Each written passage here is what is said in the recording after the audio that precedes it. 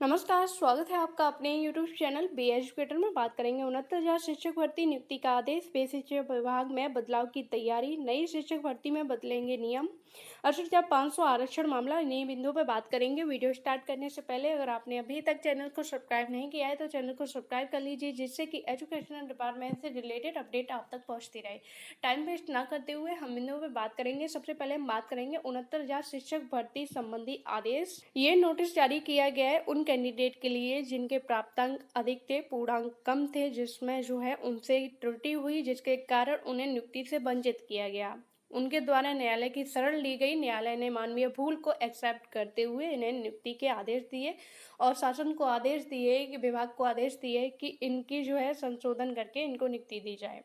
Lucknow basic शिक्षा विभाग में 69,000 सहायक अध्यापकों की भर्ती में ऑनलाइन आवेदन करते समय हुई टंकन त्रुटियों में अधिकांश त्रुटियों का निस्तारण विभाग द्वारा किया जा चुका है, परंतु प्राप्तांक अधिक, पूर्णांक कम की विसंगति का निस्तारण विभाग द्वारा नहीं किया गया है, जिसको संज्ञान में लेते हुए माननीय विधान परिषद द्वारा स्वाति एवं अन्य 128 याचिकाओं के संबंध में बेसिक शिक्षा विभाग को निर्देशित किया गया है कि बेसिक शिक्षा विभाग के शासनादेश संख्या दिनांक 11/10/2018 को दृष्टिगत रखते हुए शासनादेश संख्या 5/3/2021 को संशोधन कर याचिकाओं की विसंगतियों का निस्तारण कर अविलंब नियुक्ति प्रदान करने की कार्रवाई हेतु आदेशित किया गया है। यानी कि इनकी जो प्राप्तांक और पूर्णांक में जो त्रुटि हुई है उसको जो है भूल को सुधारने का मौका देते हुए इनको नियुक्ति प्रदान की जाए। बात करेंगे बेसिक शिक्षा विभाग में बदलाव की तैयारी। विगत दिनों में आपने देखा होगा कि माननीय शिक्षा मंत्री जी हैं, उनके द्वारा बेसिक की एक नई वेबसाइट जो है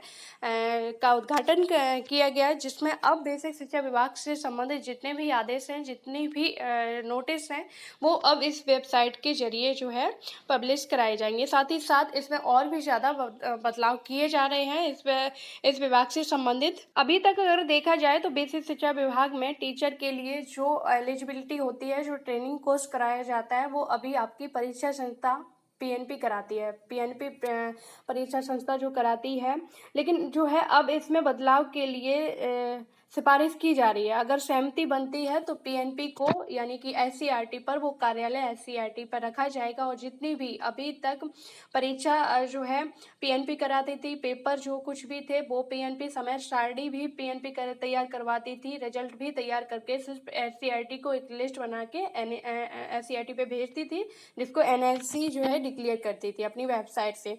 तो अब इन दोनों कार्यालय को एक साथ किए जाने पर जो है सिफारिश हो रही है। प्रीवियस ईयर में जब 68,500 69,000 जो है शिक्षक भर्तियों में गड़बड़ी सामने आई, तो इन कार्यालय को एससीईआरटी पर रखने की बात की गई, जिसका विरोध हुआ। तब जो है इस चीज को नहीं किया गया, लेकिन फिर से बेसिक शिक्षा विभाग में जो है इस बदलाव की तैयारी की जा रही है कि एससीईआरटी का जो काम है और पीएनपी का काम है वो एक ही जगह किया जाए, यानी कि जो पीएनपी कार्यालय है उसको एससीईआरटी पे लाया जाए। साथ ही साथ नई शिक्षक भर्ती में नियम बदलने की जो है तैयारी है।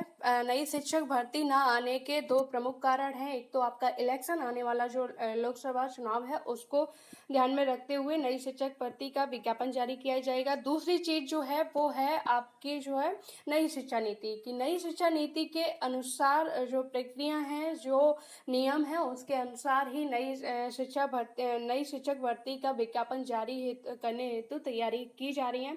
साथ ही साथ इसमें काफी सारे नियम बदलेंगे। आपकी हो सकता है कि जो आपकी 69,000 शिक्षक भर्ती, 68,500 शिक्षक भर्ती जिस परीक्षा संस्था ने कराई थी, वो इस बार परीक्षा संस्था भी बदली जा सकती है, क्योंकि टेट हो या आपकी कोई भी आपकी 68,500 शिक्षक भर्ती हो या 69,000 शिक्षक भर्ती हो, सभी भर्तियों में पीएनपी की गड़बड़ी सामने आई है, जिसके लिए परीक्षा संस्था पर सवाल भी खड़े हुए हैं और मैटर न्यायालय में भी गए हैं, तो जिसके लिए परीक्षा संस्था को बदलने की तैयारी की जा रही है।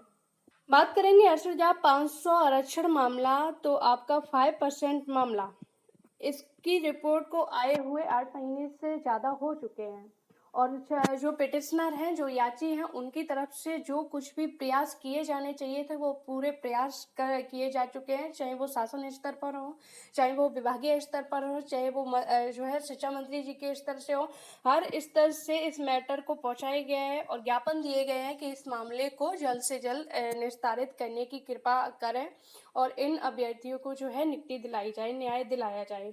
इसके बावजूद भी इस रिपोर्ट को लागू नहीं किया जा रहा है। ऐसा नहीं है कि एनसीबीसी के द्वारा जो आपकी एक राष्ट्रीय संस्था है उसके द्वारा कोई भी रिपोर्ट, कोई भी आदेश जारी किया जाता है तो उससे जो संबंधित स्टेट गवर्नमेंट होती है या याची पक्ष होता है और संबंधित अधिकारी होते हैं, संबंधित विभाग होता है, उनको जानकारी नहीं होती है और आदेश जारी कर दिया था। ऐसा नहीं होता है।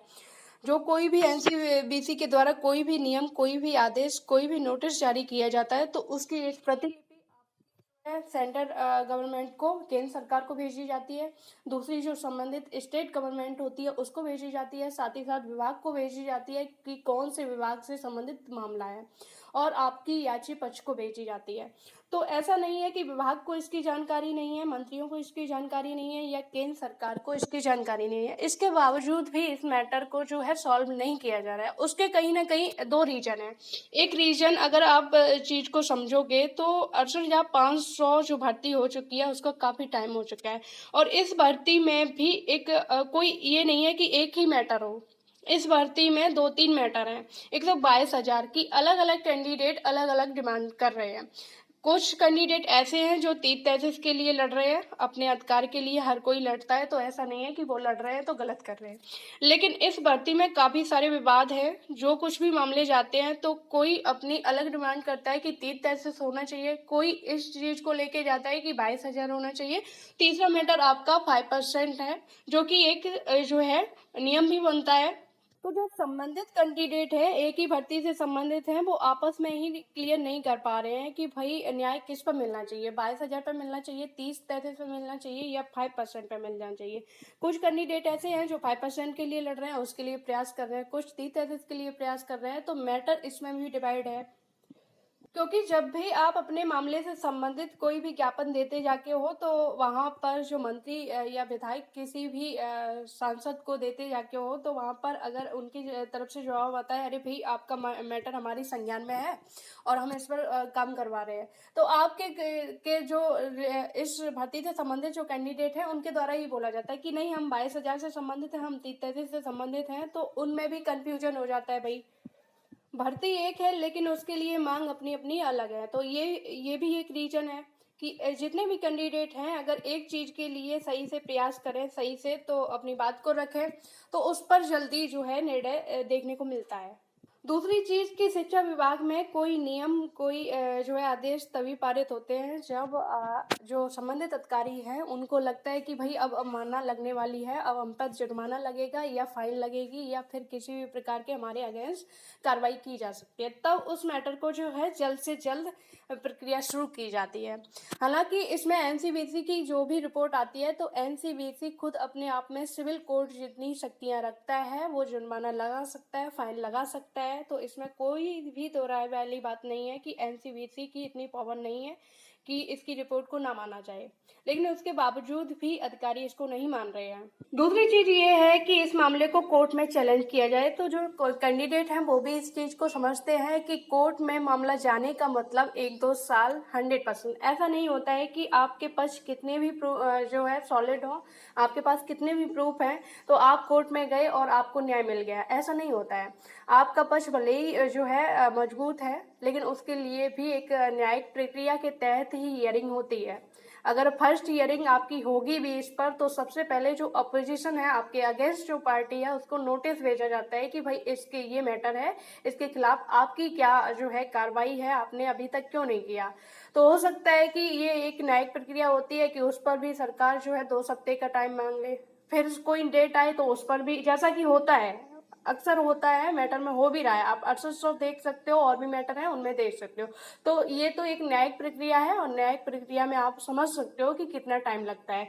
तो ये चीज अधिकारी भी जानते हैं और ये चीज कैंडिडेट भी जानते हैं कि अब इस सिचुएशन पे नहीं है कि इस मैटर को न्यायालय में चैलेंज किया जाए, क्योंकि न्यायालय में चैलेंज किया जाएगा तो आपको मानसिक तौर पर और आर्थिक तौर पर इतना मजबूत होना पड़ेगा कि आप डेट का जो है खेल खेल सको। क्योंकि न्यायालय में जाने का मतलब है कि आपका समय भी लगना है और पैसा भी लगना है, और ये चीज़ कैंडिडेट को भी पता है और कहीं ना कहीं अधिकारी भी जानते हैं कि हमारे खिलाफ न्यायालय की कोई भी अवमानना नहीं लगने वाली है। तो मैटर तो हमें सॉल्व करना ही है, बेशक जो है इसमें टाइम लगे।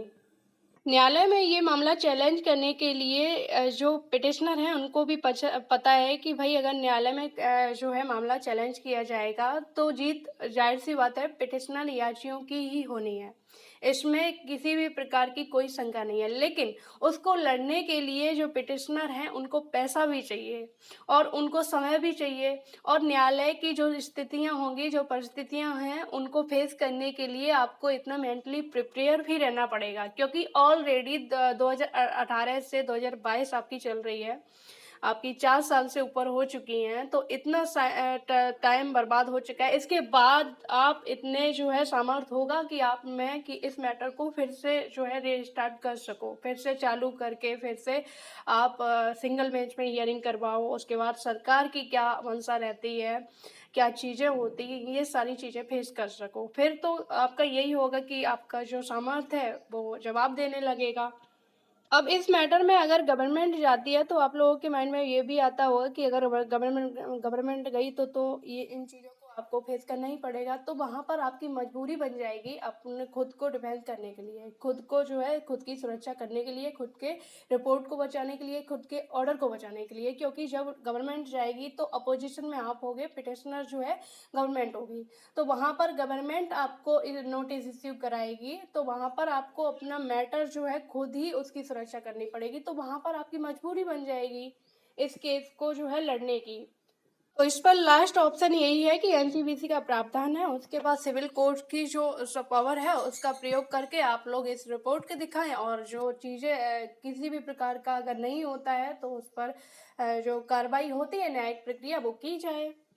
एनसीबीसी उसको करेगी भी, क्योंकि एनसीबीसी ने रिपोर्ट जब जारी की है तो उसको लागू नहीं किया जा रहा है, तो जाहिर सी बात है कि उस पर फाइन और जो दंड की स्थितियां बनती हैं वो भाई लगाई जाए, जिसके लिए आपकी टीम भी प्रयास कर रही है और आप लोगों को जानकारी भी होगी कि 22 तारीख को आपका जो धरना भी है, तो आप लोग धरने में शामिल हुई और अपनी बात शासन स्तर से विभागीय अफसरों से एक जो है शांतिपूर्वक सभ्यता से अपनी बात रखिए कि जो रिपोर्ट जो है लागू की गई है हम लोगों पर जो कृपा कीजिए और हमारी रिपोर्ट जो है लागू करवाइए, और अपनी इस मांग को ज़्यादा से ज़्यादा मीडिया में रखिए, सोशल मीडिया पे अपने जो इस मैटर को हाईलाइट कीजिए, तभी जो है आपको इस पर जल्द नियुक्ति मिलेगी।